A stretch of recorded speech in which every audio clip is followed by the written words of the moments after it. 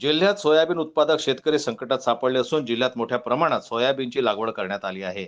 पीक जोमात असताना आता मात्र जिल्ह्यातील अनेक तालुक्यात सोयाबीन पिकावर तांबेरा रोग आल्याचे दिसत आहे. या संदर्भात शेतकऱ्यांनी दिलेल्या माहितीनुसार तोंडी आलेला घास पडत असल्याचे मत शेतकऱ्यांनी व्यक्त केले आहे. तर सोयाबीन पिकाची पाने पूर्ण पिवळी होऊ लागली आहे. गेल्या काही वर्षापासून या रोगाची भीती शेतकऱ्यांच्या मनात आहे. मात्र एकदम वर्षात सोयाबीनचा पेरा कमी झाला होता. मात्र यावर्षी पुन्हा सोयाबीन उत्पादक शेतकऱ्यांनी मोठ्या प्रमाणात सोयाबीनची लागवड केली आहे. एकीकडे सोयाबीन पिकाला भाव नाही, तर पीक लावावे तरी कोणते या विवंचनित शेतकरी वर्ग आहे. अनेक प्रकारचे फवारणी वापरून सुद्धा हा रोग आटोक्यात येत नसतो, असे मत शेतकऱ्यांनी व्यक्त केले आहे. जिल्हा कृषी अधिकारी व राज्याचे कृषी अधिकारी शासनाचे यांनी शेतकऱ्यांना या संदर्भात मार्गदर्शन करावे, अशी मागणी शेतकऱ्यांनी केली आहे.